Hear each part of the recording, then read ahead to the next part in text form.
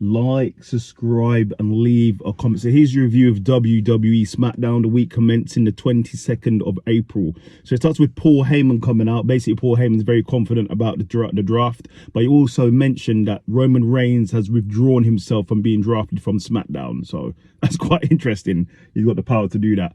So then we go into Cody Rhodes. So Cody Rhodes is a contract sign between Cody Rhodes and AJ Styles.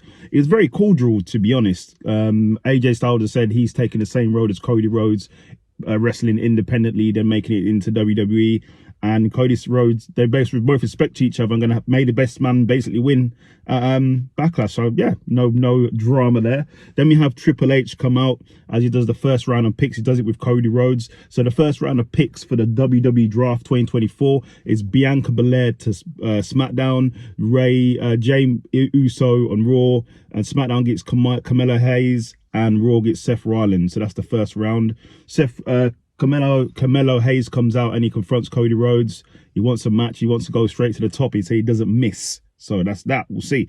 Then we have Dragon Lee and Rey Mysterio versus Phantasma in a great match. Go and watch it. But in the end, Dragon Lee gets the victory. Then after the match, Santos Escobar comes out and then he shows footage of Carlito beating up Dragon Lee. So he was the unnamed silent who did it. The guy who wasn't named, whatever you call it, who did it, basically. So Carlito did it. He's a bad guy now. Then we have Braun Breaker versus Cedric Alexander in a squash match. That's basically what it was. Then we have Nick Aldis saying Tiffany will face Naomi in a match later on, and the winner will face Bayley at Backlash. So we'll see what happens there.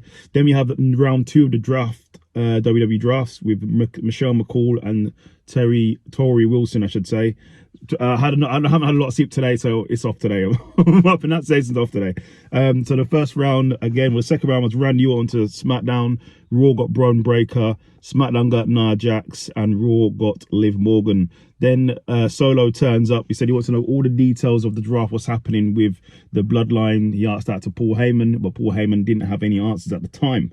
Then we have Bianca Belair basically saying she's getting ready for a tag team match with Jade Cargill versus the Ibuki Warriors. And then while that happened, there was a brawl that broke up between Kevin Owens and Tonga, and then Randy Orton came for the save.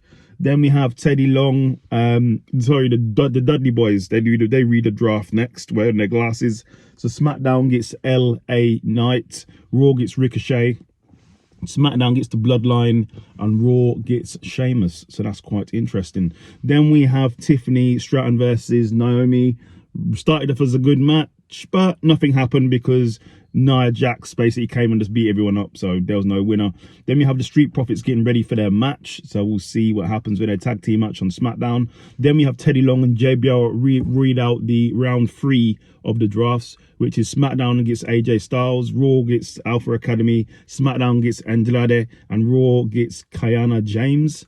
I think from NXT, so that should be quite interesting. Then we have Nick Aldis says Bayley, after what's happened with Nia Jax, Bayley will defend the title against Naomi and Tiffany in a triple threat match, and also the Bloodline will face Randy Orton and Kevin Owens at Backlash. Then in the main event is Cody Rhodes versus Carmelo Hayes in a great match. Go and watch it. Really good match there for Carmelo Hayes in his first sort of main event-ish recently. I haven't seen him for a while on SmackDown, and in the end Cody Rhodes gets the victory. So that's your review of SmackDown. Like, subscribe, leave a comment.